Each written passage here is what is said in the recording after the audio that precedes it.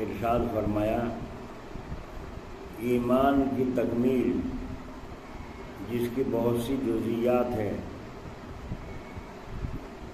من حیث العبادات، عبادات کی حیثیت سے، معاملات کی حیثیت سے، معاشرے کی حیثیت سے، اخلاق کی حیثیت سے، اور اخلاق جو کہ اصل الاصول ہیں تمام عبادات اور معاملات اور معاشرت کے، یہ اخلاق جڑ ہیں سارے اصولوں کی۔ مثال کے طور پر اگر ریاکاری نہ گئی انسان کے اندر سے، جس کا تعلق قصد اور ارادہ اور اختیار سے ہے، ریاکاری جب ہوگی تو آدمی کا ارادہ ہوگا دکھاوے کا، اور اختیار ہوگا اس کا اس ارادے کا، تو سارے کے سارے اعمال غیر مقبول ہو گئے۔ نماز بھی غیر مقبول، نہ حج قبول، نہ صدقہ قبول، کوئی چیز قبول نہیں۔ کیوں کہ اس کی نیت کیا ہے؟ ریاکاری کی۔ حج کو جا رہا ہے، نام بڑا تو ہو جائے گا، حج تو کہلاویں گے، چاہے ارکان ادا کرے نہ کرے، گھوم پھر کے چلا گا، حج تو کہلائے گا۔ پھر اگر کوئی پوچھے گا بھی نام، جب بھی بتائے گا حاجی فلاں، حاجی خود لگا دیتا ہے تاکہ دوسرے بھی کہیں۔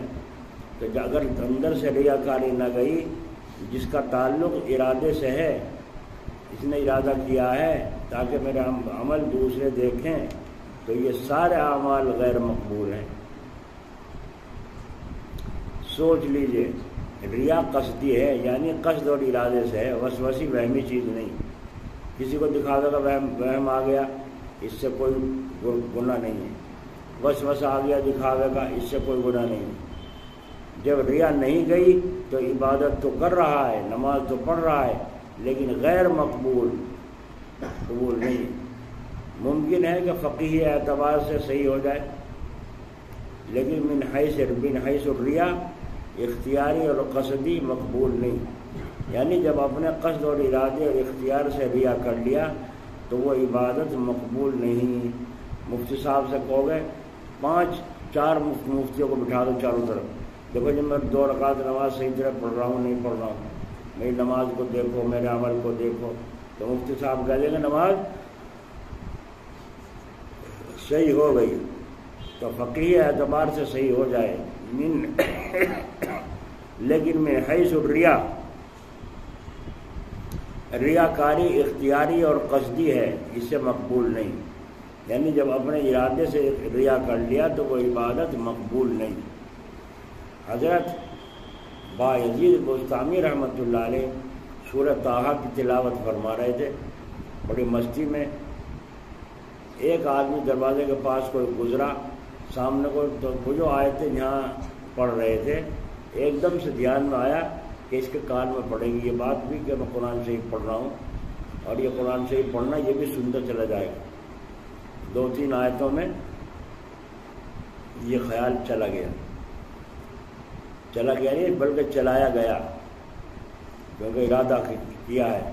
رات کو جب سوئے تو اعمال نامے میں سورہ طٰہٰ پوری لکھی ہوئی ہے، لیکن ان سطروں کی جگہ چھٹی ہوئی ہے۔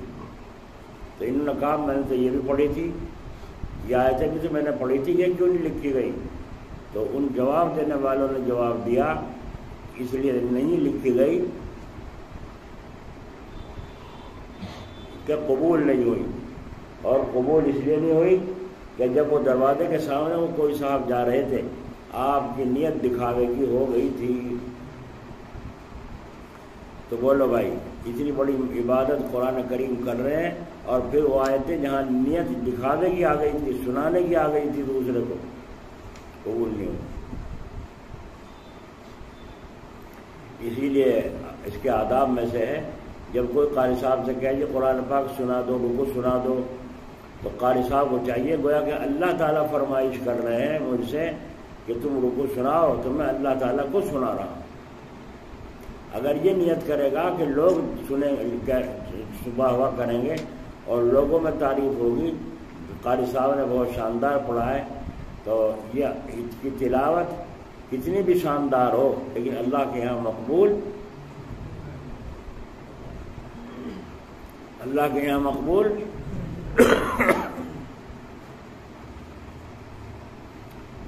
جو کچھ نماز میں پڑھا جاتا ہے وہی پڑھ رہا ہے، نماز کو فرض سمجھتا ہے اور فرض سمجھ کر ادا کر رہا ہے، لیکن اس میں ریا بھی ہو گئی، دکھاوا بھی ہو گیا۔ وہ اس طرح کے لوگ دیکھیں گے بڑا اچھا ہے، ان کی نگاہ میں ذرا بزرگ نیک شمار ہوں گا۔ کیا ہے؟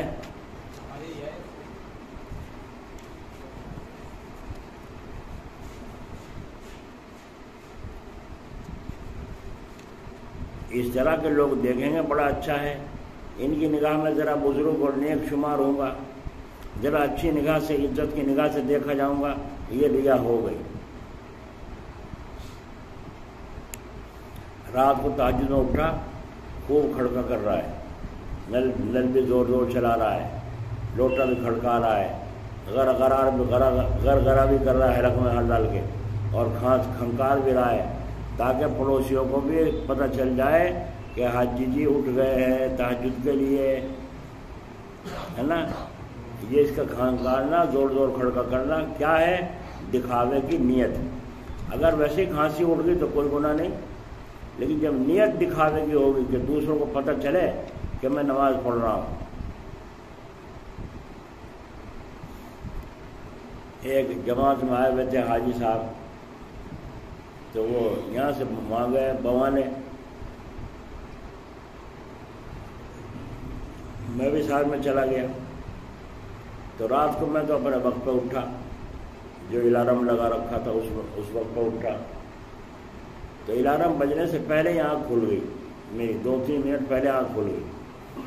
تو میں نے جب دیکھا گھڑی میں، پھر ادھر دیکھا برابر میں بستر پہ تو حاجی جی نہیں ہے، دیکھا تو اندر مسجد میں کونے میں نماز میں مشغول، سجدے میں پڑے ہوئے۔ کوئی دیکھے یا نہ دیکھے خدا تو دیکھتا ہوگا، اور قدم اٹھنے سے پہلے سوچ لے انجام کیا ہوگا۔ سارے ساتھی پڑے سو رہے ہیں، وہ تہجد پڑھ رہے ہیں، اور جب تہجد پڑھ لیا ان کا اٹھنے کا وقت ہوا، آ کے بستر میں چادر اوڑھ کے لیٹ گئے۔ کسی کو پتہ بھی، کسی کو ذکر بھی نہیں، نہ دن میں ذکر نہ رات کو ذکر۔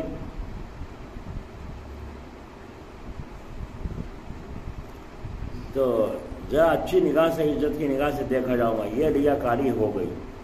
اسی لیے حضرت تھانوی رحمۃ اللہ علیہ فرماتے ہیں کہ ریا کوئی زبردستی چپٹتی نہیں پھرتی کسی کو، تو کوئی چپٹا ہے تو چپٹتی ہے۔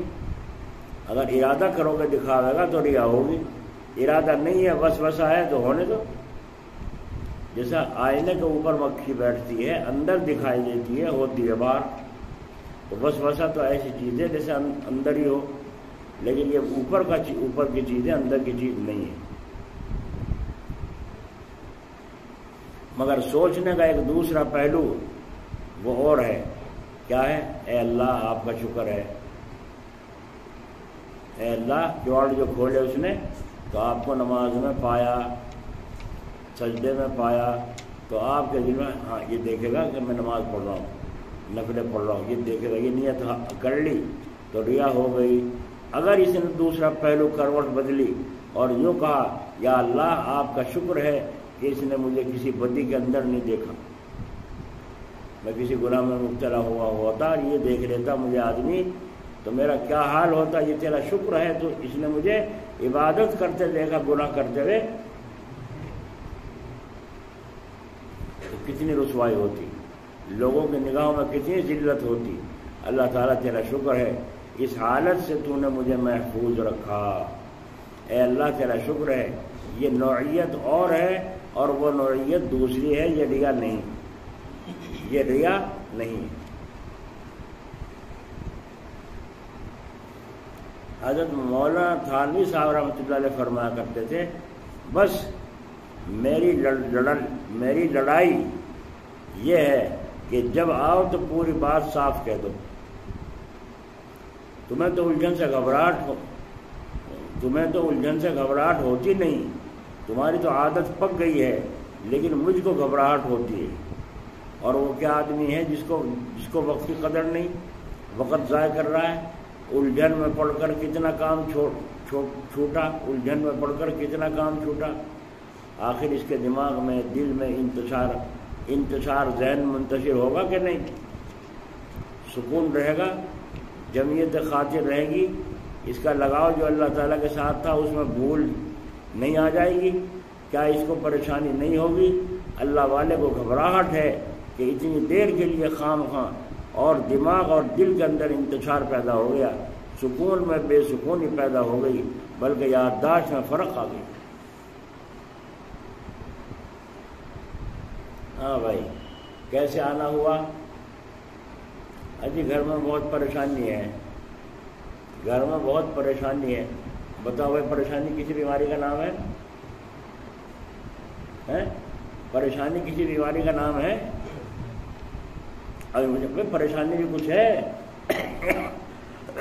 بخار ہے، گھر میں چوہے کود رہے ہیں، سانپ نکلتے ہیں، گھر ٹپکتا ہے، کیا بیماری ہے پتہ تو چلے.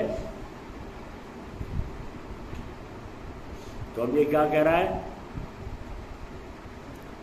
بس جی کبھی کسی کو کچھ ہو جا، کبھی کسی کو کچھ ہو جا، کبھی کسی کو کچھ. تو سب کے گھر میں ہو، کس سے پوچھ کے دیکھیں؟ میں سب کے گھر میں ہو نہیں ہوتا نہیں. کبھی کسی کو بخار ہو گیا، کبھی کسی کے کان میں درد ہو گیا، کسی کا ایکسیڈنٹ ہو گیا. یہ دنیا کا کھڑبڑ سڑبڑ سب کے لیے ہے. تو ہمارے پاس تو اس کی ٹھیکیداری یا اس کا علاج ہے نہیں کہ تیرے گھر میں کسی کا بال ٹیکا ہی نہ ہو، بخار ہی نہ ہو، درد ہی نہ ہو، کسی کو کوئی پریشانی بیماری نہ آئے. ایسا تو ہو نہیں سکتا. تو اس میں جو اتنی دیر تک الجھن پہلے پریشانی بتا رہا ہے، پھر بیماری بتا رہا ہے، بخار بتا رہا ہے. اب بخار کو پوچھو بھائی سردی سے چڑھے کہ گرمی سے چڑھے؟ دونوں کے تعویذ الگ الگ ہوتے ہیں. سردی کے بخار کی دوا اور ہوتی ہے، گرمی کے بخار کی دوا اور ہوتی ہے، ٹائیفائڈ کی وہ دوا اور ہوتی ہے، ملیریا کی اور ہوتی ہے نا. اور ڈینگو بخار ہے تو اس کی دوا اور ہوتی ہے. سب کی ایک ہی ہو. اب جا کے کہہ دو یہ بخار کا تعویذ دے دو، یہ بتاتا نہیں کون سا بخار ہے. تو اسے پوچھنا پڑا، اور پوچھنے میں اتنی دیر میں اتنا حرج ہوا، اتنی دیر میں ہم کتنا کام کرتے. تو اس کی قدر انہیں ہوگی جو وقت کی قدر پہچانتے ہیں کہ جب موت کا فرشتہ آ جائے گا اس وقت میں تم جو کہو گے نا ایک دو سبحان اللہ کہنے کی مہلت دے دے، نہیں دے گا. اب پتہ چلے گا زندگی کے سانس کی کتنی قیمت ہے. ابھی تو اڑا رہے ہو بیکار بلا وجہ. اسی لیے بزرگوں کے یہاں معمول ہے ہر کام کا ایک وقت اور ہر وقت کا ایک کام. ہر وقت کا ایک کام، ہر وقت کا ایک کام اور ہر کام کا ایک وقت مقرر. کھانا کتنے بجے کھانا ہے شام کو، صبح کو، دوپہر کو کتنے بجے کھانا ہے، ناشتہ کس وقت کرنا ہے، سب چیزوں کے ٹائم ٹیبل مقرر ہے. یہ نہیں کہ زور کے وقت بیٹھے کھا لی، عصر کے بعد کھا لی. اب شام ہوئی تو کھانا پکا رکھا ہے گھر میں، گھر والے کہہ رہے کھا لو، ابھی تو کھایا تھا بھوک سی نہیں، اب عشاء کے بعد کہہ لائیے روٹی ٹھا کے. اب جب کیسا پریشان ہو رہا. اصول ہونا چاہیے، ہر چیز کا ایک اصول ہونا چاہیے. اس لیے فرمایا ہر کام کا ایک وقت اور ہر وقت کا ایک کام. حضرت تھانوی رحمۃ اللہ علیہ گھر میں تشریف لائے تو بیوی صاحبہ گیہوں سنوار رہی تھی. ایک دو کوئی محلے کی بھی بیٹھی تھی، باتیں بھی کرنی تھی، اور وہ ہاتھ بھی بٹا رہی تھی گیہوں سنوارنے میں. حضرت اپنے کھانے کے ٹائم پر دوپہر کو پہنچ گئے. بیوی صاحبہ کو وہ ٹائم یاد نہ رہا، کوئی گھنٹہ نہ دیکھا. تو فرمایا او حضرت آج تو ہم گیہوں سنوارنے میں ایسے مشغول ہوئے، ہمیں روٹی پکانی یاد نہیں رہی، روٹی پکی نہیں بھی، کھانا پکا ہی نہیں ہے. تو انہوں نے تو بدوصولی کی، میں بدوصولی کیوں کروں؟ حضرت مولانا تھانوی صاحب نے فرمایا کوئی بات نہیں، صبح کا تو بچی بھی رکھی ہوگی. ہاں صبح کی تو بچی ہوئی رکھی روٹی تو بس، تو پھر اور سالن بھی رات کا رکھا ہوا ہوگا بچا ہوا. جی ہاں بس میں کھا لیتا ہوں، تم اپنا کام کرو. اور باورچی خانے میں گھسے اندر اور سالن اتارا، ٹھنڈا ہی. کون چولہا جلا، وہاں گیس تھوڑا ہی تھا اس زمانے میں. تو وہ سالن ٹھنڈا اور روٹی باسی، اس کو سالن روٹی جتنے دل نے چاہا اپنے وقت پر ٹائم پر کھا لی اور کھا کر چلنے لگے. چلتے ہوئے فرمایا، آ رہی آواز؟ چلتے ہوئے فرمایا اہلیہ محترمہ سے، پیرانی صاحبہ سے یوں فرمایا، میں خانقاہ جا رہا ہوں، کچھ کام تو نہیں ہے؟ میں خانقاہ میں جا رہا، کھانا کھا چکا میں، اب تم اپنے وقت پہ پکاتی رہی، کھاتی رہی، اب تم جانا، تم بدوصولی کرو تو کرو، میں کیوں بدوصول بنوں؟ مجھے تو یہاں کھا کے جا کے لیٹنا ہے، تھوڑا سا آرام کرنا ہے، آرام کر کے پھر مجھے کتاب دیکھنی ہے، کتاب لکھنی ہے۔ 1450 کتابیں نہیں لکھی جائیں گے؟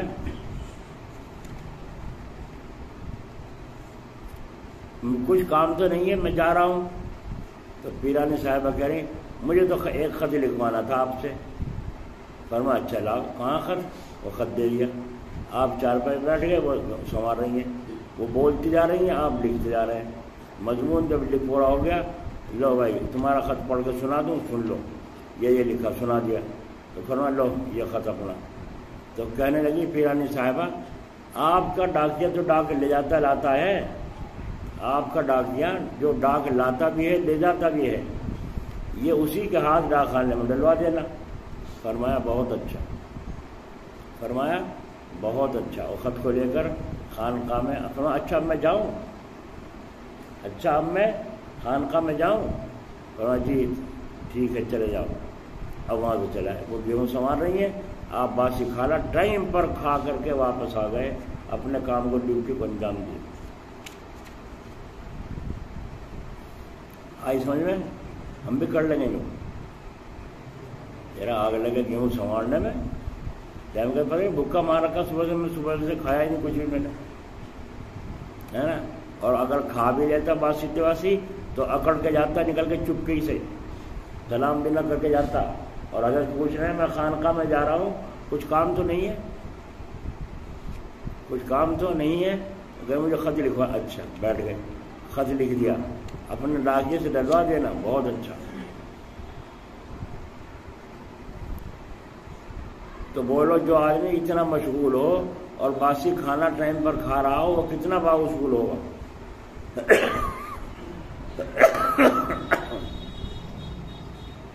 کیونکہ دوسرے نے اس کا دھیان اپنی طرف بٹا دیا، اس لیے اس کو گرانی ہوگی۔ ذات باری تعالیٰ کے ساتھ جو تعلق تھا اس میں کمی آ گئی، ادھر کام میں کمی آ گئی، ادھر دھیان میں کمی آ گئی، تو اس سے فضول آنے والوں کی حرکتوں سے اللہ والوں کو تکلیفیں پہنچتی۔ کبھی دھیان میں اللہ کی کمی آ گئی اور کبھی کام میں کمی آ گئی، کام چھوٹ گئے اس کی حرکت کی وجہ سے۔ ایک آدمی آیا، گاؤں کا چودھری، اور السلام علیکم وعلیکم السلام، جانتے تھے حضرت؟ کیسے آنا ہوا چودھری صاحب؟ آتے پوچھے، کیونکہ اپنا کام میں مشغول ہے، کوئی آدمی آیا تو پوچھنا چاہیے نہیں؟ کسی دکان پہ کوئی گاہک جاوے تو پوچھے گا نہیں بھائی کیا لینا ہے، کیا چاہیے، کیسا ہے؟ پوچھا چودھری صاحب کیسے آنا ہوا؟ حضرت تھانہ بھون سامان لینے آیا تھا، گھر کا سودا صرف لینے آیا تھا،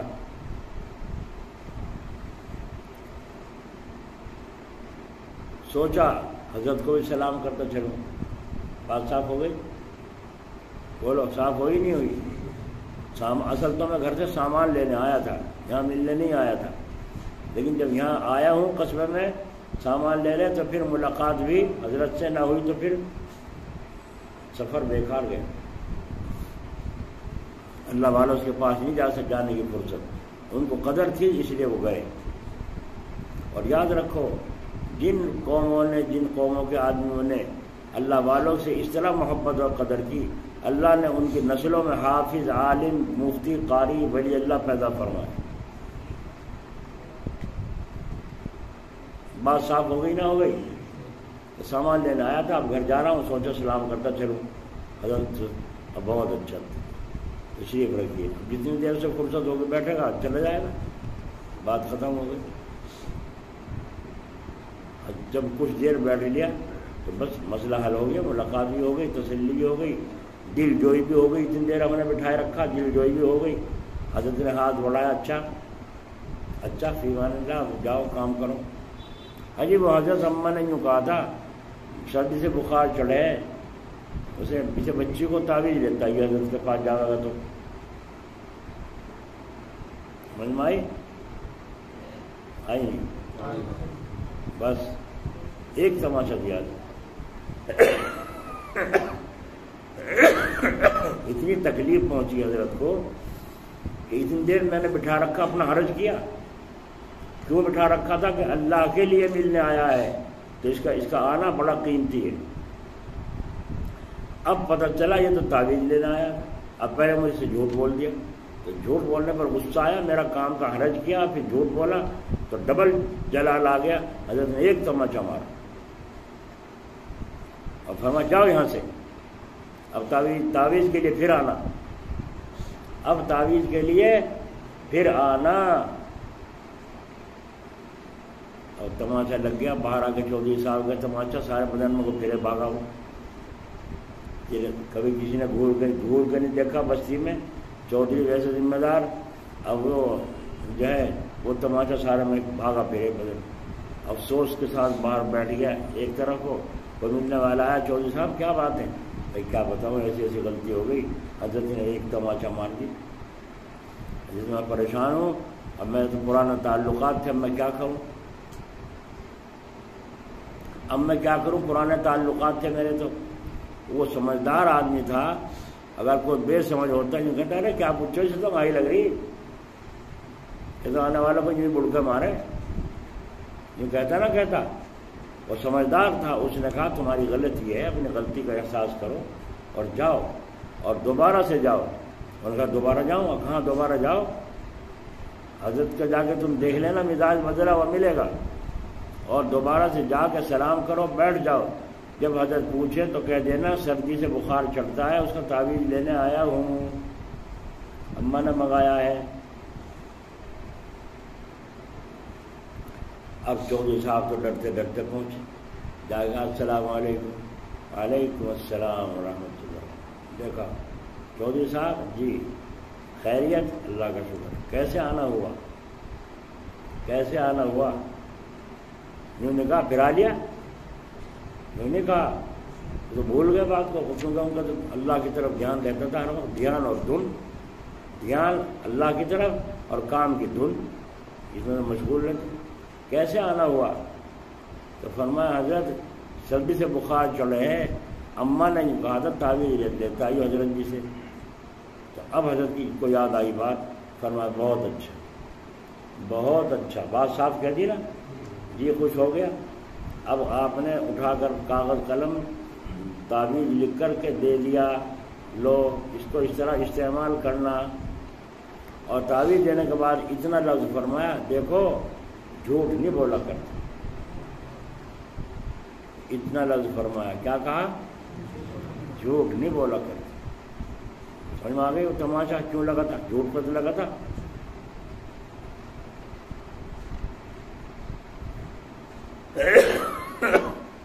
تو اب مجلس میں آپ آ کے بیٹھے ہیں، آپ کو سمجھ میں آئی بات کہ بات پوری کہنی چاہیے، ادھوری نہیں کہنی چاہیے. ادھوری بات سے دوسرے کو تکلیف ہوتی، ادھوری بات سے دوسرے کو تکلیف ہوتی. 1 کلو دودھ دے دو، ہے نا، 1 کلو دودھ دے دو، اور جا کے جو کہنا دودھ دے دے بھائی مجھے بھی، تو کہ کتنا دے دوں دودھ؟ پوچھنا پڑے گا، نہیں پوچھنا پڑے گا. اتنی دیر میں اگر اس کو تقاضا جلدی کا ہوا تو وہ بگڑے گا. کتنا یہ تو بتا دیں کتنا دودھ تو دے دوں، دودھ ہی دے رہا میں، اور کہ یہاں میں شہد بانٹ رہا،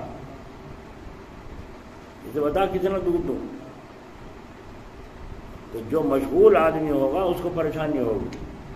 ٹھلووں کا تو کوئی ذکر نہیں، ان سے تو بات ہی نہیں ہو رہی. ٹھلووں سے جو بیٹھے ہوکر میں سٹ مار رہے ہیں اور بیٹھے ہوئے گپ شپ مار رہے ہیں، ان کے نزدیک کوئی بات نہیں. تو اگر ان کے نزدیک کوئی بات نہیں تو ہمارے نزدیک بھی کوئی بات نہیں. عقل تو پیدا ہوگی جب جھٹکا لگے گا کہیں. اللہ حضرت تھانوی رحمۃ اللہ علیہ کو ایک صاحب نے لا کے ہدیہ پیش کیا. ہدیہ رقم تھی کافی، تھیلی میں بھرے ہوئے روپے تھے کافی. لا کے پیش کیے، حضرت نے ان کو واپس فرما دی۔ حضرت گنگوئی کا واقعہ ہے، انہوں نے واپس فرما دیے۔ تو اس نے کہا حضرت ایسا مرید نہیں ملنے کا جو اتنی موٹی رقم ہدیے میں پیش کرے، 10 20 50 100 دینے والے تو بہت ملیں گے، لیکن جو لاکھوں کی تعداد میں دے ایسا مرید مشکل ملے گا، کوئی نہیں ملے گا۔ حضرت نے فرمایا کہ تجھے بھی ایسا کوئی پیر نہیں ملنے کا جو اتنی بڑی رقم پر لات مار دے، تجھے بھی کوئی ایسا پیر نہیں ملنے کا جو اتنی بڑی رقم پر لات مار دے۔ افغانستان کے گورنر نے حضرت گنگوئی رحمۃ اللہ علیہ کو 1 لاکھ روپے اس زمانے میں ہدیے میں بھیجے، 100 سال پہلے کی بات ہے، ہدیے میں بھیجے۔ حضرت گنگوئی نے اس کو واپس کر دیا لکھ کر کے پرچہ، اور فرمایا کہ میں ضعیف ہو گیا ہوں، میں بوڑھا ہو گیا ہوں، اتنی رقم کی حفاظت نہیں کر سکتا، میں بوڑھا ہو گیا ہوں، اتنی رقم کی حفاظت نہیں کر سکتا، اس لیے لینے سے معذوری مجبوری ہے، یہ کیا کر واپس کرے۔ واپس کرنے کا طریقہ دیکھ لیا، بڑے آدمی تھے، گورنر ہیں، اب گورنر کو واپس کرنا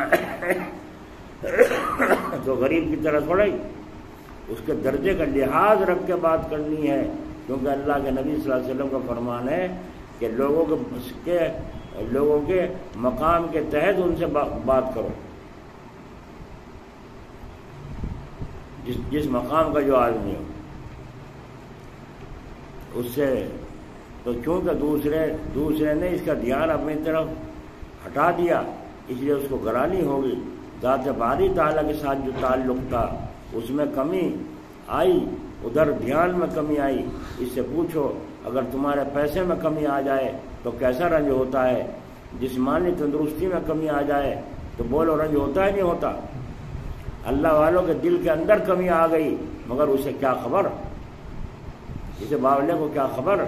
اس پر حضرت والا علیہ رحمت فرماتے تھے کہ میری کسی سے لڑائی نہیں ہے، بس لڑائی یہ ہے جب آؤ پوری اور صاف بات کہہ دو، تم بھی فارغ میں بھی فارغ، چلو تم اپنے کام میں لگو میں بھی اپنے کام میں لگو۔ حضرت والا کا ٹوکنے سے مقصد ان کے مزاج کو صحیح بنانا تھا، آنے والوں کو جو ٹوکتے تھے حضرت، آنے والوں کے مزاج کو صحیح بنانا تھا، ان کو آدمی بنانا تھا، کیونکہ بے آدمیت کے خود اپنے کو بھی تکلیف ہوتی ہے، جس کے آدمی کے اندر آدمیت نہ ہو اس کو خود بھی تکلیف ہوتی ہے، وہ اس وقت احساس نہ کرے مگر بعد میں احساس ہو جاتا ہے، اور دوسرے کو بھی اس کی بے آدمیت سے سخت تکلیف پہنچتی ہے۔ آدمی بے آدمیت کا طریقہ اختیار کر رہا ہے، اس وقت تو اس کو کوئی تکلیف محسوس نہیں ہو رہی ہے، لیکن بعد میں اس کو بھی تکلیف محسوس ہوگی، بالخصوص جب کہ اس کو سمجھا دیا گیا ہو۔ جب سمجھا دیا پھر بھی نہیں مانتا، پھر کہے گا مجھ سے بہت بھاری غلطی ہوئی، میں نے تکلیف پہنچائی، وہ جان کر تکلیف نہیں پہنچائی مگر اس نے دوسرے کو تکلیف نہ پہنچنے کا اہتمام نہیں کیا، یہ سوچا نہیں تھا کہ میرے سے تکلیف نہ پہنچ جائے، اس بات سے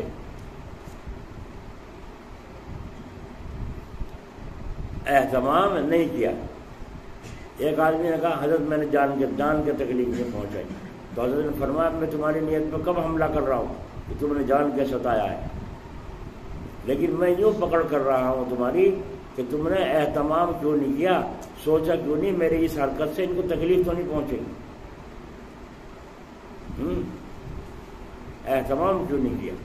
اور آدمیت کی بات یہ ہے کہ پہلے سے اس بات کا اہتمام کرے کہ مجھے جو کہنا ہے کس طرح کہوں، مجھے جو کہنا ہے کس طرح کہوں۔ جب یہ اہتمام رکھے گا تو غلطی کم ہوگی اور ہلکی ہوگی، اور جب یہ اہتمام نہیں ہوگا تو غلطی زیادہ ہوگی، بھاری ہوگی۔ تو کبھی کبھی ہونے میں اور کم ہونے میں اور اکثر ہونے میں اور زیادہ ہونے میں کیا فرق نہیں ہے؟ کیوں بھائی سننے جائے گا تم؟ کبھی کبھی غلطی ہونے میں اور کم ہونے میں اور زیادہ ہونے میں کچھ فرق نہیں ہے، کبھی کبھی ہونے میں، لیکن ہم بے فکر ہیں، اس لیے حضرت سے جب کوئی کہتا کہ میں نے جان کے آپ کو تکلیف نہیں دی، تو حضرت والا فرماتے توبہ توبہ، کسی کی نیت پر حملہ کرنا کہاں جائز ہے؟ میں یہ کہوں کہ تم نے جان کے مجھے تکلیف دی، میں تو یہ کہہ رہا ہوں آپ نے اہتمام کیوں نہیں کیا کہ میرے اس طریقے عمل سے، طرز کلام سے کسی کو تکلیف نہ پہنچے۔ اہتمام نہ کرنا اور اہتمام نہ رکھنا یہی خلاف آدمیت اور خلاف انسانیت ہے۔ الٹپ کام کر لیا، الٹپ بات کر لی، لٹ مار بات کر لی، اور جب ٹوک رہے ہیں تو ناگواری ہے۔ جب مریض کو طبیب بدپرہیزی کرتے دیکھے گا تو ٹوکے گا یا نہیں ٹوکے گا؟ یا کرنے دے گا؟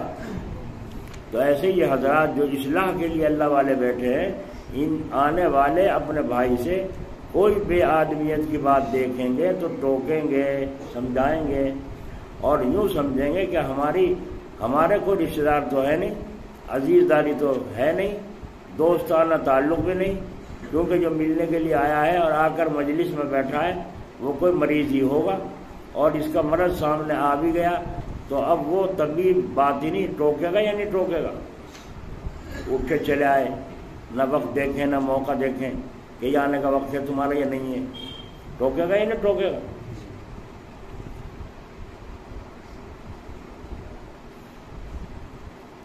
ایک آدمی 1 بجے آیا اور آ کے اس نے کیواڑ میں ہاتھ مارا، تو میری جبھی جیسا غفلت سے ہوئی تھی سونے کی، جب یہ آنکھ کھل گئی، خاموش رہا۔ باہر سے کسی بچے نے بولنے نے کہا بھائی سو رہے ہیں، اپنی نماز کے بعد ملیو، تو یوں کہہ کے چلا کہ جب دیکھو سوتے ہی رہے،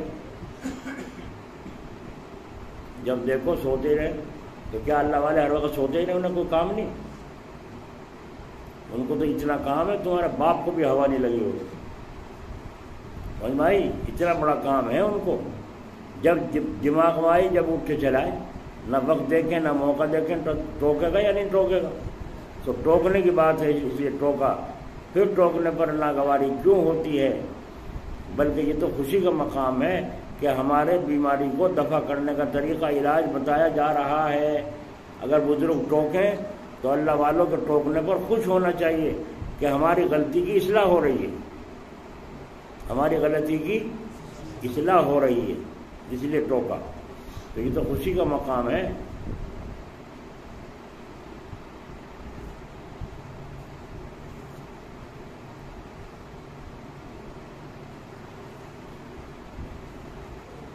بچوں میں جو کھانا گیا ہوگا پھر سے کون 3 ہو گئے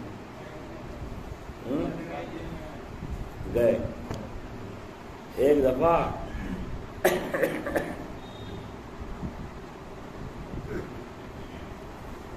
دفعہ حضرت جلال آبادی رحمۃ اللہ علیہ فرماتے ہیں کہ میں پنکھا کر رہا تھا، حضرت بیٹھے تھے، پنکھا کر رہا تھا، ہاتھ کا پنکھا۔ جب حضرت اب ایک آدمی پنکھا کر رہا ہے اور انہوں نے کھولی کتاب کاغذ نکالنے کے لیے، وہ اب پنکھا ہی کر رہا ہے، تو کاغذ اڑ کے بھاگیں گے نہیں بھاگیں گے؟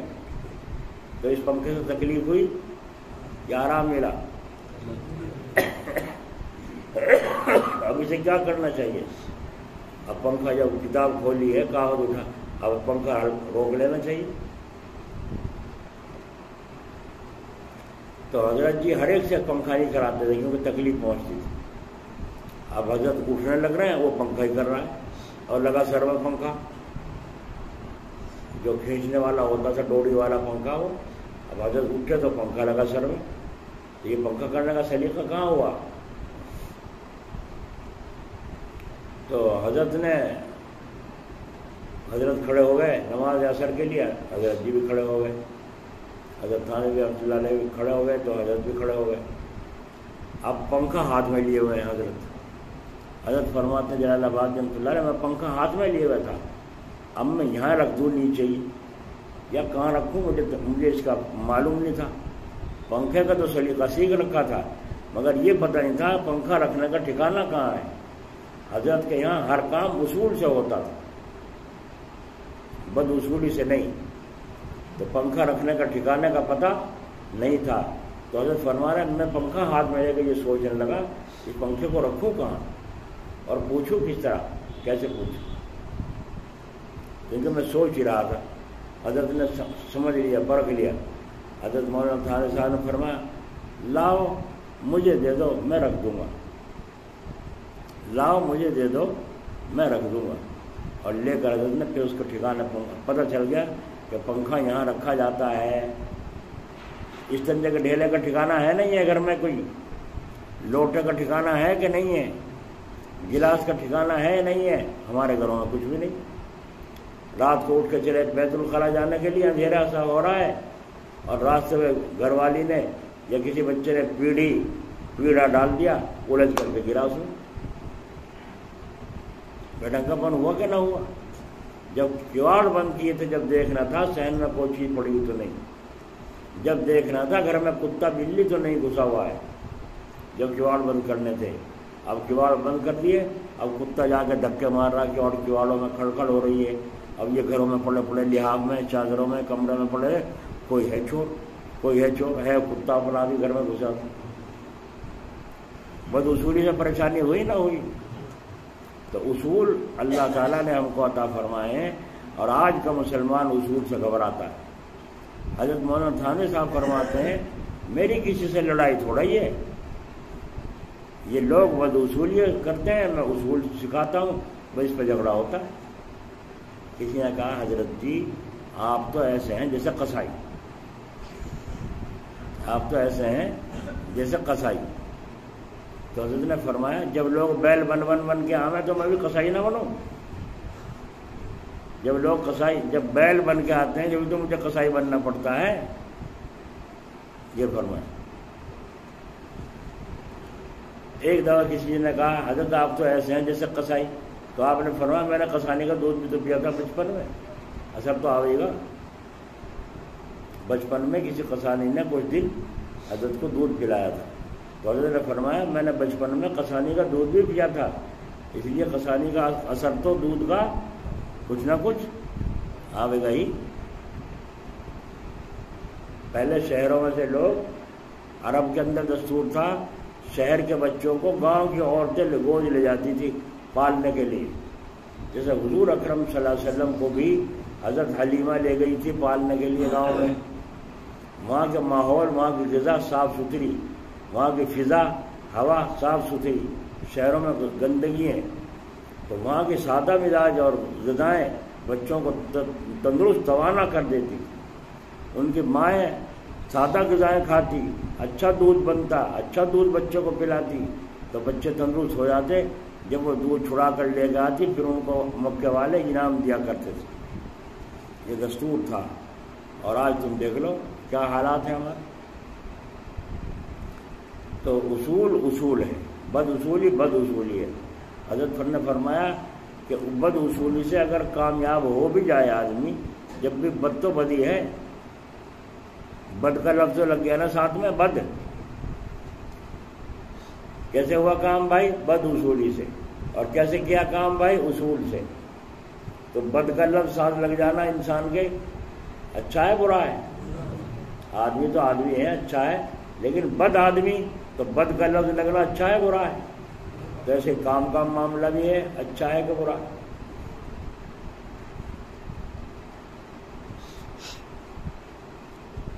اللہ اکبر. حضرت کے یہاں یہ دستور تھا جس کو حقہ پینے کی عادت ہو، حقہ کے لیے ایک جگہ تجویز کر رکھی تھی، وہ وہاں بیٹھ کے حقہ پی لیا کریں. لیکن لوگوں کو عادت بیماری، چارپائی پہ بیٹھ کے گڑ گڑ گڑ گڑ کریں گے، چارپائی پہ لیٹ کے گڑ گڑ گڑ گڑ کریں گے. تو انہوں نے چھوٹی سی حقی لے جا کے بنا دبکا رکھی کپڑوں میں اور اندر لے گیا اپنا کمرہ میں، اور وہاں وہ پینے لگا. چنگاری اڑ کے اس میں سے کہیں جا لگی، وہ دھواں چلنا شروع ہو گیا، بدبو آنی شروع ہو گئی نیچے.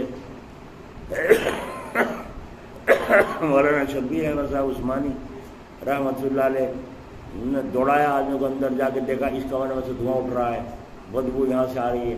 دیکھا تو کپڑوں میں آگ لگ رہی ہے، وہ بجھانے میں لگا ہوا ہے. یہ آگ یہاں آئی کیسے؟ اب تحقیق ہو رہی ہے یہاں آگ آئی کیسے. یہ بتلا نہیں، میں نے حقی لا رکھی چوری سے یہاں اندر، اور یہاں گڑ گڑ کر رہا تھا جی، تو یہاں آگ آئی کیسے؟ تو اب پتہ چلا کہ یہ صاحب حقہ پی رہے تھے یہاں اس حکم میں سے چنگاری اٹھ کر کے کپڑوں میں لگ گئی ہے، اس لیے کمرے میں آگ لگ گئی، کپڑے پھک گئے۔ تو حضرت نے فرمایا کیوں بدوصولی کی تھی؟ جب قانون تو بتلا دیا گیا تھا، پھر بدوصولی کیوں کی تھی؟ تو اگر آگ نہ لگتی جب بھی کام ہو گیا تھا، آگ لگ گئی تو بدوصولی ظاہر ہو گئی، اور آگ نہ لگتی تو بدوصولی جب بھی تھی نہیں تھی، اصول کے خلاف کیا۔ یہ حالات ہوتے تھے ان بزرگوں کے یہاں اور ان اکابرین کے یہاں۔ اللہ تعالیٰ ہمیں بھی اصولی زندگی نصیب فرمائے، اصولی زندگی۔ جہاں تک کہ اصول حضرت مرزا مظہر جان جانا رحمۃ اللہ علیہ کے پاس ایک ان کے دوست تھے ملنے والے قاضی جی، وہ تشریف لائے۔ ان کے ساتھ میں ایک نواب صاحب بھی تھے، نواب صاحب کے ساتھ قاضی جی تھے۔ تو جب وہ اٹھ کر چلے وہاں سے تو قاضی جی ان کا دوست صاحب کا پائنچا ایک اوپر کو ایک نیچے کو، شلوار کا ایک پائنچا اوپر کو اور ایک نیچے کو، اوپر نیچے ہو رہا ہے۔ پیچھے سے حضرت کی نظر پڑ گئی، بس دیکھتے اتنا مزاج نازک تھا، یوں سر پکڑ کے بیٹھ گئے، سر پکڑ کے بیٹھ گئے اور فرمایا قاضی جی کو بلائیے۔ بلایا قاضی جی کو، ایک دم دھکا لگتا تھا دماغ میں حضرت کی، اتنا نازک مزاج تھا۔ تو فرمایا قاضی جی تم تو یہ کہتے تھے کہ میرے دوست ہیں؟ جی ہاں میرے دوست ہیں۔ فرمایا دیکھ رہے ہیں ان کا پاجامہ، ایک پائنچا اوپر ایک نیچے ہے، تمہارا ان کا کیسے نباہ ہوتا ہوگا؟ تمہارا ان کا بے ڈنگے آدمی کا نباہ کیسے ہوتا ہوگا؟ اسے یہ بھی سلیقہ نہیں کہ پانچ ایک اوپر ایک نیچے ہو رہا۔ آگے سمجھ میں بدوصولی ہے کہ نہیں ہے؟ ٹوپی ترچھی اوڑھ لو، ٹیڑھی اوڑھ لو، یہ پیچھے کو کر لو، یہ بدوصولی ہے یا ڈنگ ہے؟ بے ڈنگا پن ہے، بے ڈنگا پن ہے۔ ایسے کرتا بھی غلط پہننا بے ڈنگا پن ہے۔ تو ہر چیز کے اندر اسی طریقے کا سلیقہ چاہیے۔ حضرت جی جلال آبادی رحمۃ اللہ علیہ ہم نے دیکھا، عصر کے بعد مجلس میں جب ہم گئے تو عصر کے بعد چارپائی بچھی ہوئی تھی،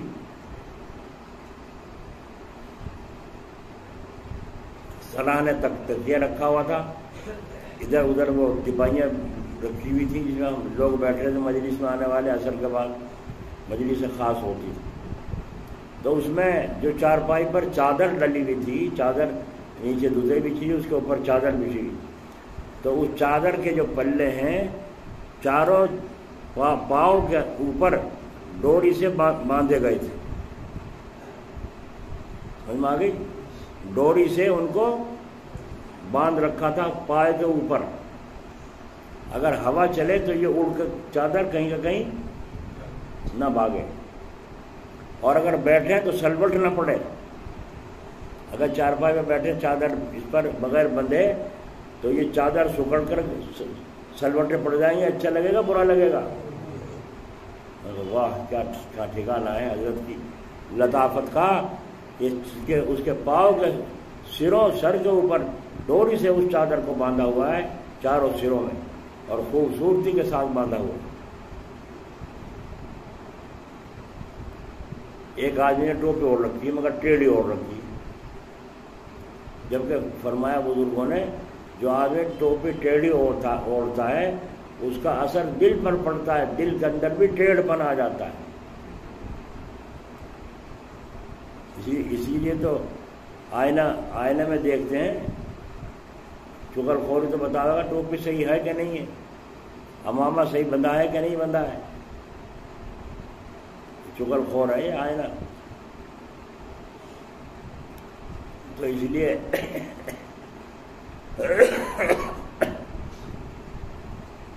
بھائی اصول سیکھنا چاہیے، ہر چیز کا اصول ہے شریعت کے اندر، یہاں تک کہ ذبح کرنے کا بھی اصول ہے کہ چھری تیز ہونی چاہیے، اور ایک جانور کو دوسرے جانور کے سامنے ذبح مت کرو، اس کو دیکھنے سے تکلیف ہوگی۔ یہ اصول ہے، بد اصولی اصول ہے نا۔ اگر تم ایسے ہی کاٹو تو کیا ہوا، تکلیف ہو رہی ہونے دو۔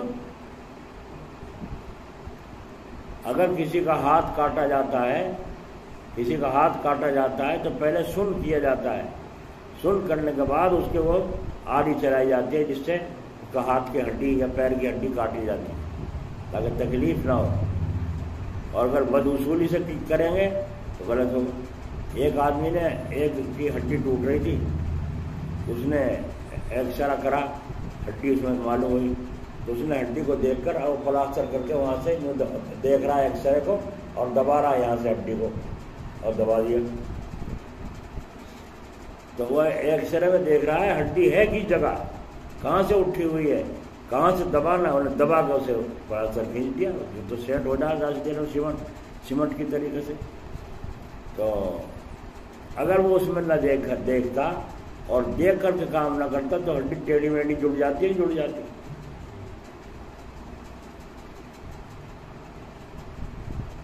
تو اس لیے اصول بہت بڑی چیز، ہر چیز کا اصول اسلام میں ہے۔ دنیا کا کوئی مذہب ایسا نہیں ہے جس میں ہر چیز کا اصول موجود ہو، یہاں تک کہ رسول اللہ صلی اللہ علیہ وسلم سے کے متعلق کسی کافر نے کسی صحابی سے یوں کہا کہ ارے ہم نے یہ سنا تمہارا پیغمبر ہگنے موتنے کے کبھی مسئلے بتاوے، اصول بتاوے، ہگنے موتنے کے بھی اصول بتاوے تمہارا پیغمبر؟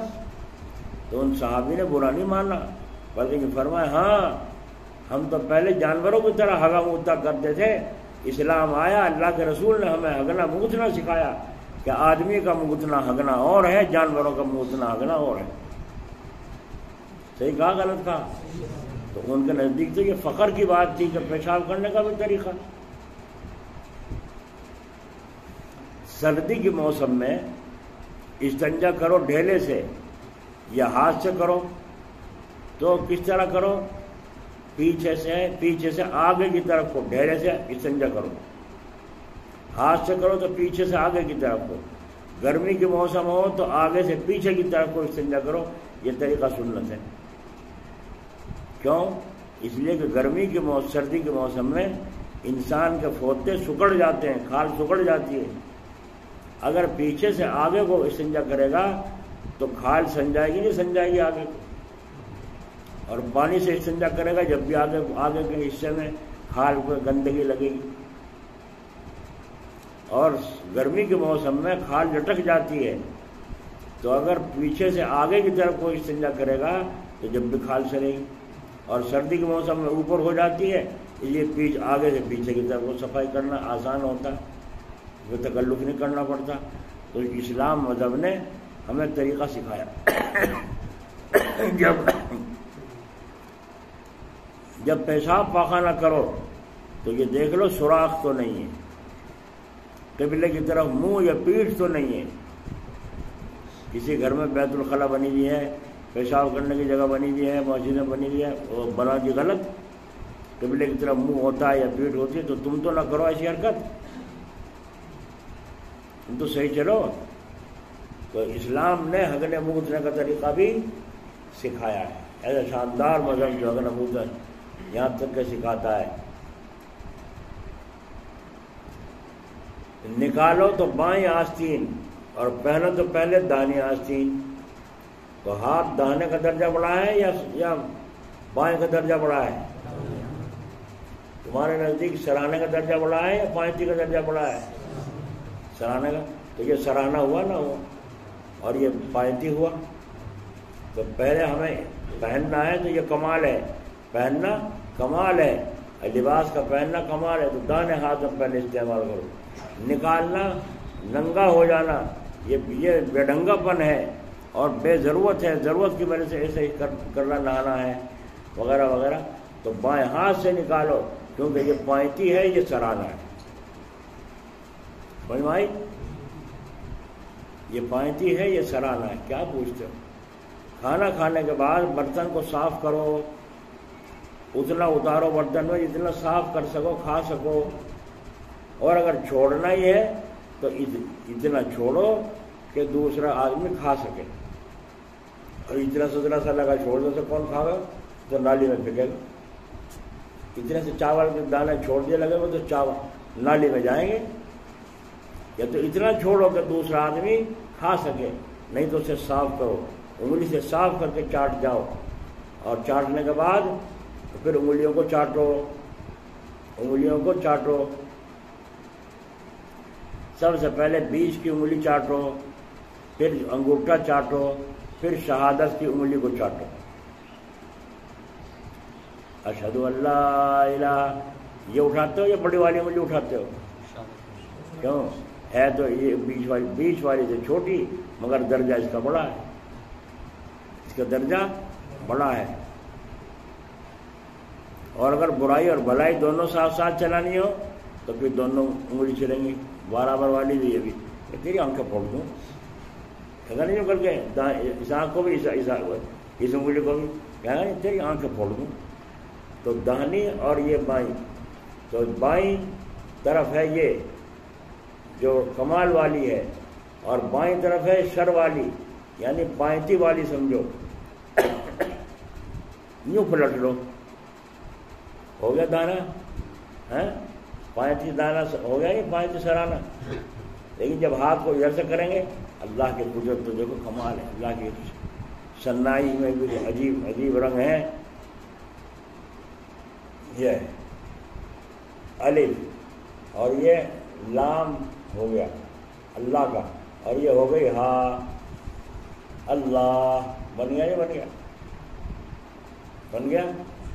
ادھر سے کرو تو ادھر سے الٹا ہو گیا، ادھر سے بنے گا الف لام ہا۔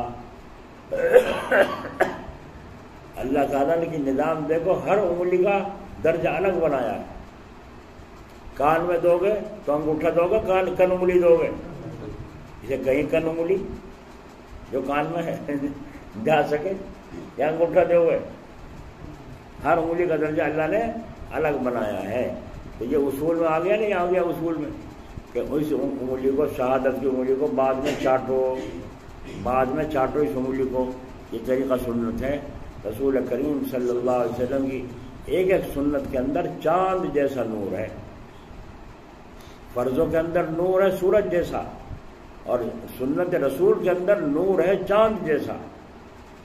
اگر تم دانے ہاتھ سے کھاؤ گے اور برتن کو صاف کرو گے تو یہ چاند جیسا نور تمہارے دل کے اندر پیدا ہونا شروع ہو جائے گا سنت پر۔ ہم نے دیکھا مولانا حفظ القبیر صاحب رحمۃ اللہ علیہ کہ ہم گئے، 3-4 آدمی تھے، تو حضرت نے فرمایا دودھ پیو گے؟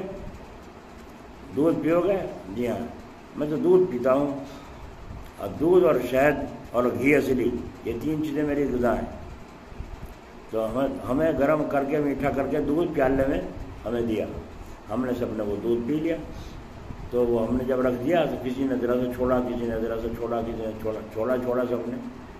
حضرت نے بھی پینے کے بعد بالکل نہیں چھوڑا دودھ، اور پھر ذرا سا پانی ڈال کے اپنے پیالے میں ایک میں ڈالا، اسے انگلی سے دھو کے دوسرے میں ڈالا، دوسرے میں دھو کے تیسرے میں ڈالا، سارے پیالے اس طرح دھو کے وہ آخر میں جو دودھ کا پانی بچا اسے پی لیا۔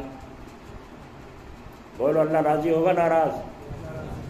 ہم نے کیسی مشین لگائی تھی بھینس کے اندر، گائے کے اندر، بکری کے اندر، اور کیسا دودھ گھاس پھوس سے ہم نے تیار کیا، تو اتنا اکڑو خواہ ہو رہا ہے کہ یوں پی کے ذرا سا پی کے ذرا سا چھوڑ دے دودھ، اتنا تکبر تیرے دماغ میں بھرا ہوا ہے۔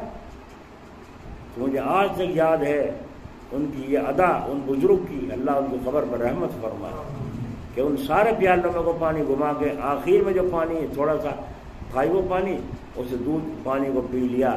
تو اللہ راضی ہوا کہ ناراض ہوا؟ اللہ کی نعمت کی قدر ہوئی نہ ہوئی؟ نعمت اور بڑھے گی نہ بڑھے گی؟ یہ ادائیں، یہ حالات ہم نے ان اکابرین کے، اس لیے تو فرمایا کہ ہر کے خواہد ہم نشینی با خدا، گو نشینت در حضور اولیاء۔ اللہ والوں کے پاس تھوڑی دیر بیٹھنا 100 سال کی بغیر ریا کی عبادت سے افضل ہے۔ اور ہر کے خواہد ہم نشینی با خدا، گو نشینت در حضور اولیاء۔ اگر کوئی یوں چاہتا ہو اللہ تعالیٰ کی مجلس میں بیٹھ جاؤں، تو اسے چاہیے کہ وہ اللہ والوں کی مجلس میں بیٹھ جائے، ایسا یہ نفع ہوگا جیسے اللہ کی مجلس میں بیٹھ گیا۔ سرہند شریف میں مزار مبارک ہے سید احمد، شیخ احمد مجدد الفسانی رحمۃ اللہ علیہ کا مزار مبارک ہے سرہند شریف میں۔ ان کے پاس ایک لڑکا آیا، ابا جی حضرت ابا حج کو گئے تھے کتنے مہینے ہو چکے آج تک پتہ نہیں، کوئی خط بھی نہیں آیا. تو یار میں موقع لگا خط لکھ دیا، یا کسی سے لکھوا، جو جانتا ہے لکھنا اس سے لکھوا کر ڈال دیا خط. یہ ہوا کرتا تھا. پہنچا 8 دن میں پہنچا، مہینے میں پہنچا نہیں صحیح. تو جب پہلے اتنا اہتمام تھا خط ڈاکخانوں کا، تو خط بھی نہیں آیا، کوئی خیر خبر بھی نہیں. ابا کا ہمارے حال کیا ہے، بیٹا رو رہا ہے، باپ حج کو گیا تھا پتہ نہیں چلا. فرمایا لمبا سفر ہے، آ جائے گی خبر. 15-20 دن تو جہاز میں لگتے تھے، جدے پہنچے پانی کے جہاز میں. اب پہنچ جائیں 4 گھنٹے میں، 4.5 گھنٹے میں ادھر ہوائی جہاز میں. پہلے 15-20 دن، اور لوگ اس میں بیٹھتے بیمار ہو جاتے تھے. سمندر کا موسم جو چلتا ہے موافق نہیں آتا تھا، الٹی لگ رہی ہو، کھانوں کو دور حجی وہی بیچارے تھے مرحوم، لیکن جب وہ آتا تھا کہنا کھانا لے لو دور پڑو یہاں سے، دور پڑو یہاں سے. یعنی اتنی طبیعت خراب ہو گئی کہ 15 دن تک سمندر میں ہی سفر کرتے رہے. الٹیاں لگ رہی، حال خراب ہو رہا ہے، پریشان بھی ہو.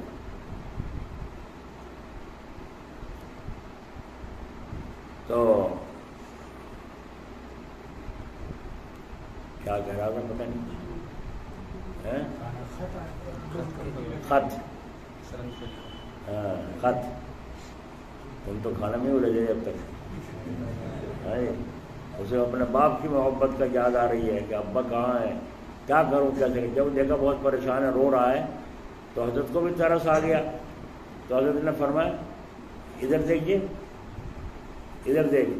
ادھر کو جو دیکھا تو خانہ کعبہ کا طواف کر رہے ابا. کہا مل لے. جا کے گلے ملے اور خوب بات چیت کی، خیر پوچھی، اللہ کا شکر ہے. جب ملا لی، تسلی دیکھ لی، ہو گئی. تو فرما مل لیا؟ جی ہاں مل لیا. ٹھیک ہے. کہا جی ادھر دیکھیے.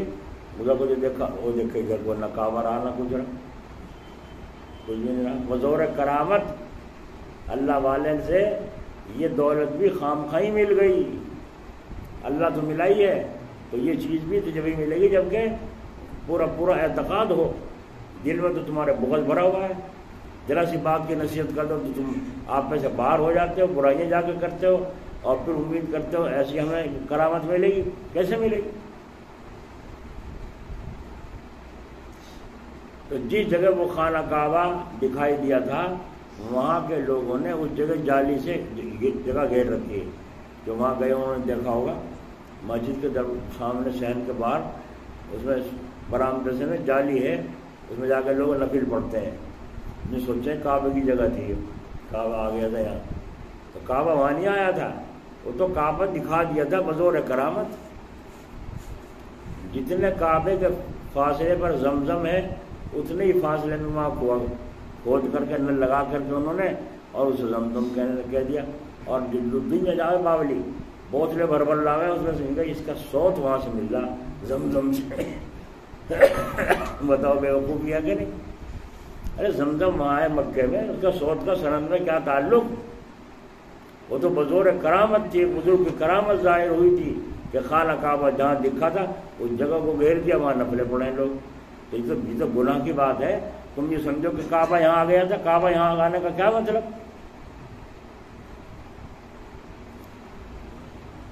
تو اعتقاد غلط ہو گئے. وہ پانی بھر لاتے ہیں اس میں سے. اب تو ٹینٹو لگ رہی ہیں وہاں، پہلے تو نل تھا، اب تو ٹینٹو لگ رہی ہیں، اس میں بھر کے بوتلیں لاتے ہیں اور لے جاتے ہیں کہ زمزم سے صوت ہے اس کا. دیکھو زمزم تو اچھا لگا نہیں، صوت اچھا لگا. بزرگ تو اچھے لگتے نہیں ان کو، بزرگوں کے فوٹو اچھے لگے.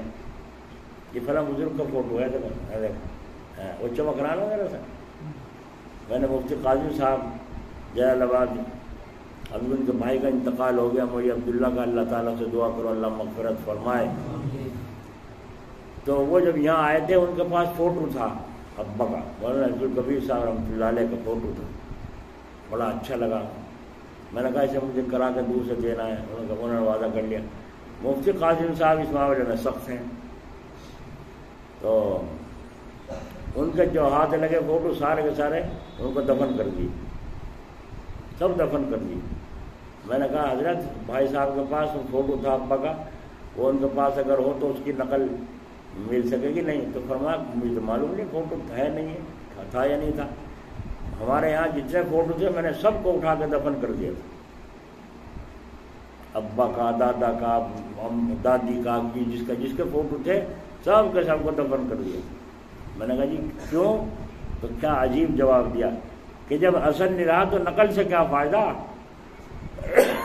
کہ بھائی کسی کی بھینس تھی دودھ دیتی تھی، اب وہ بک گئی، اور وہ فوٹو لے کے یہاں لگا رکھا گھر میں نے، کیا بھینس کا فوٹو ہے؟ اس سے فوٹو سے کیا فائدہ ہو جب بھینس ہی نہیں گئی؟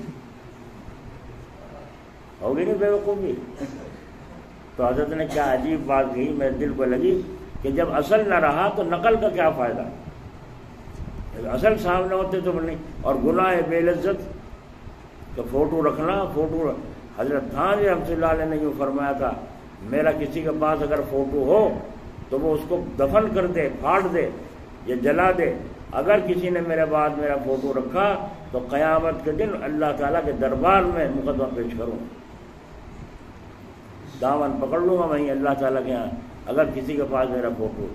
تو یوں بتایا تھے مولانا نجم الحسن صاحب خانقاہ والے کہ 3 آدمیوں کے پاس حضرت کے فوٹو تھے، 2 نے تو فوراً اس کو دفن کر دیا، پھاڑ دیا، جلا دیا، دفن کر دیا، ختم کر دیا۔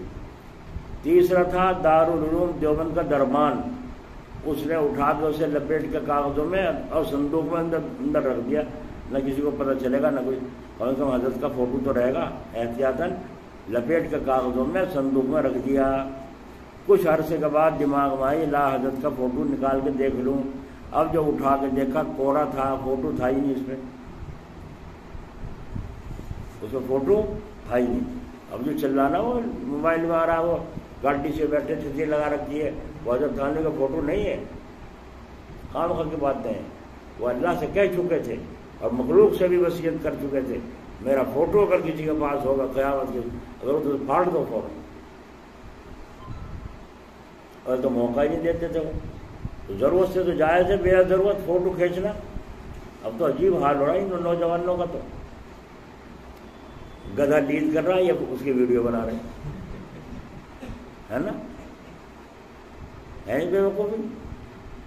گدھا لیڈ کر رہا ہے اور یہ ویڈیو بنا رہا ہے، اور ویڈیو نہیں بنا رہا بلکہ اسے ڈال بھی رہا ہے اوپر تاکہ اور لوگ بھی دیکھ لیں گدھا لیڈ کر رہا ہے۔ اچھا عقل مند ہوئے، اچھوں کے ہاتھ میں موبائل آیا، اوچھوں کے، جو اچھے نہیں ہیں، اللہ تعالیٰ ہماری حفاظت فرمائے۔ تو اس طریقے سے بعض لوگ مکار ایسے ہیں کہ میاں بیوی کی ویڈیو پر اپنے گھر میں خود بناتے ہیں، میاں بیوی ننگے گھر میں ہم بیٹھے ہیں اپنے کمرے میں لیٹے بیٹھے ساتھ ساتھ کیمرے میں آڈیو ویڈیو بنا رہے ہیں۔ کتنی بے شرمی، کتنی بے حیائی، اور کتنا خدا کی طرف سے قہر نازل ہونے کا ذریعہ ہے۔ اللہ تعالیٰ ہماری حفاظت فرمائے۔ میرے بھائیوں، یہ فوٹو تو مجبوری میں جائز قرار دیا، ورنہ فوٹو کھینچنا حرام ہے۔ جیسے تصویر بنانا حرام ہے، ایسے ہی بت بنانا حرام ہے، ایسے ہی فوٹو کھینچنا بھی حرام ہے۔ یہ تو مجبوری میں اجازت دی، حج کو جانا ہے بغیر فوٹو کام نہیں چلنے، لون دینا ہے، بینک کی کاپی بنوانی ہے، لاؤ فوٹو، ہر جگہ فوٹو۔ تو مجبوری میں فوٹو کھنچوانا پڑ رہا ہے، تو حرام کو حرام سمجھ کر کرو تو گنہگار ہو گئے، نہیں ہو گئے ایسے جیسا کہ ہونے چاہیے۔ اور اگر تم نے اس کو حلال سمجھا، بے دھڑک فوٹو کھنچوا کے رکھ لیے، تو یہ یاد رکھو ناجائز۔ نیت کے حال کو اللہ جانتا ہے، نیت کے حال کو اللہ جانتا ہے۔ ایک فوٹو ہوتا ہے جماؤ کا، جیسے جم گیا فوٹو، ارے یہ چل رہا ہے سامنے، یہاں میرے چل رہا ہے، اس میں حرکت چل رہی، نقل و حرکت چل رہی، بات کر رہا ہوں، بات کا انداز بھی اس میں آ رہا ہے نا۔ اس میں اور اس میں فرق ہے۔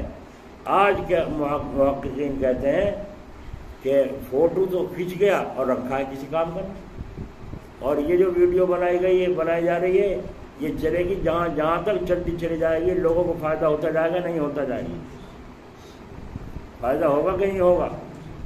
جتنے لوگ دیکھیں گے سنیں گے، فائدہ ہوگا نہیں ہوگا؟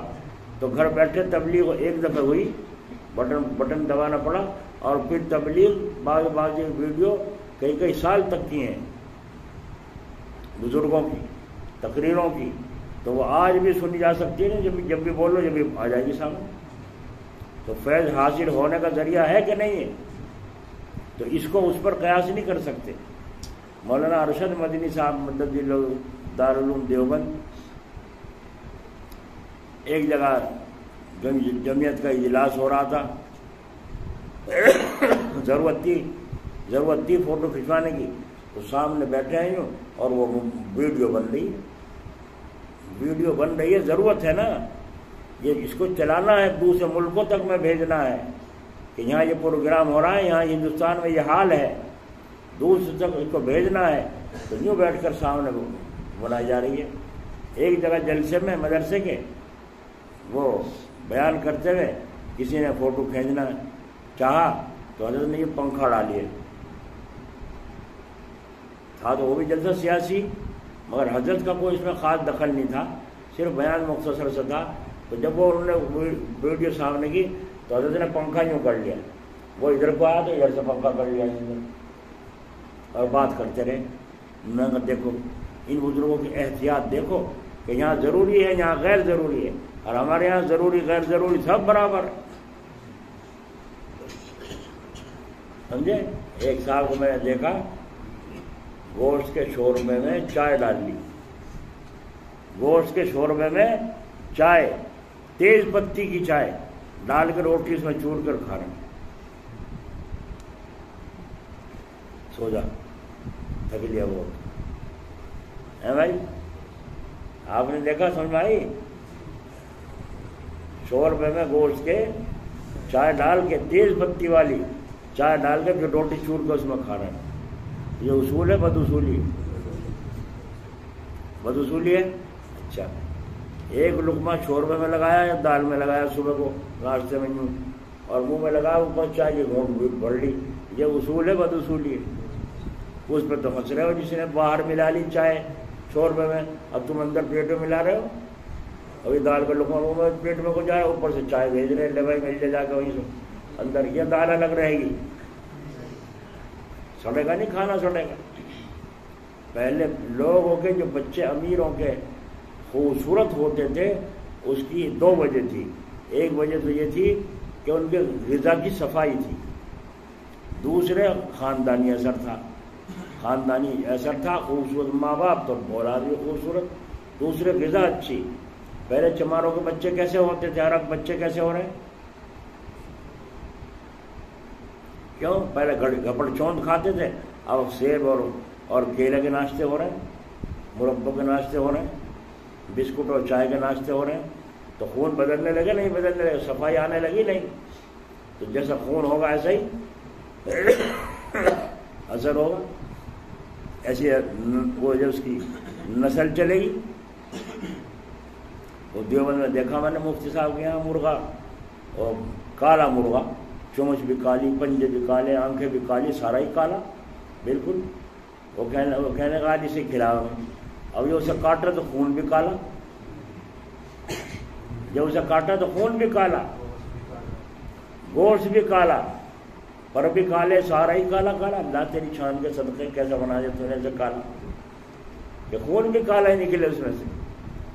تو بتاؤ جو اسے کھا گا آدمی اس کے اندر کالا پن آئے گا یا خوبصورتی آئے گی؟